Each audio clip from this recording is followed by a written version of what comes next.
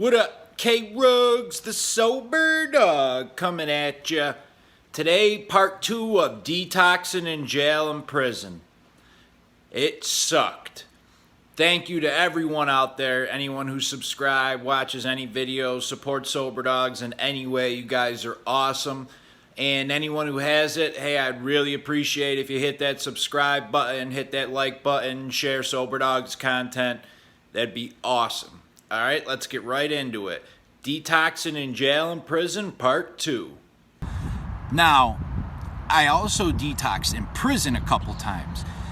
This is bad because I was doing so many drugs in prison on a daily basis that when they ran out and there wasn't more at the jail or I didn't have any more money, I actually went into withdrawal in prison just from my addiction in there.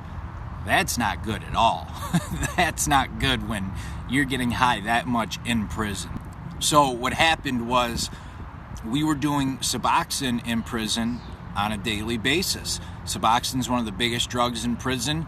If you're familiar with the strip, that little strip, that rectangular strip right there is 1 8-milligram strip. Most people who are prescribed take maybe 1 or 2 of those a day on the street.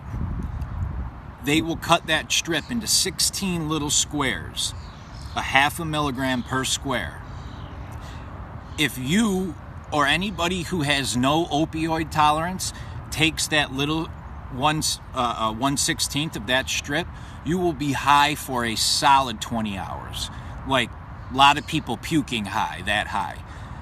We were doing, 2, 3, sometimes 4 of those pieces a day.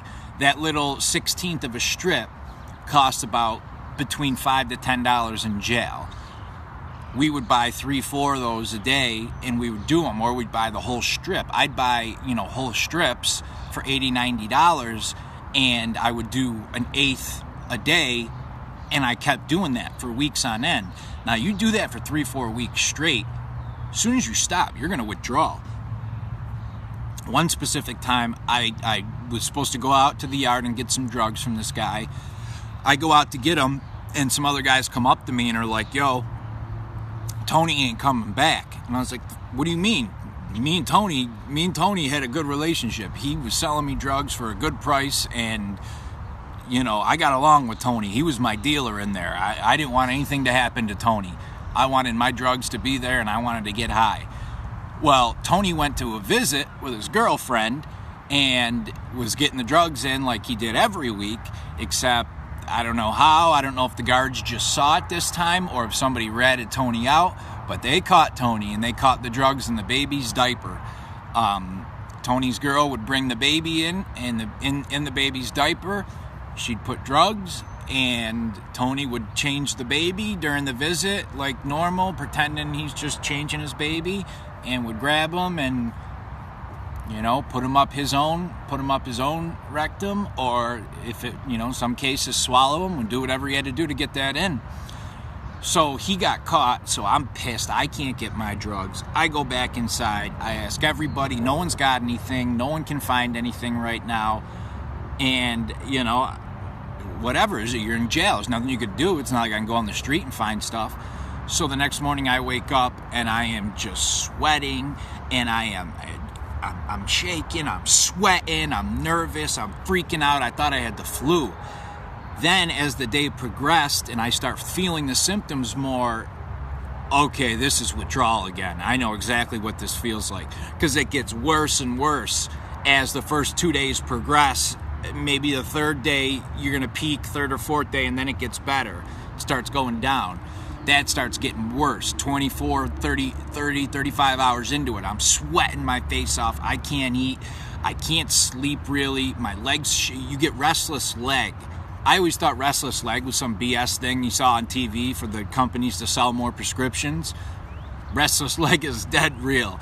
A lot of people get it during heroin withdrawal, and it is unbelievably uncomfortable. As soon as you fall asleep, your legs start kicking and wake you up. Then you fall asleep, then they kick and wake you up, and it goes on all night, and you don't get any sleep. That happened the next 2 days. I actually but went to my job that Monday morning and told my boss I didn't feel good and I want to go back to the dorm and sleep, and she let me go.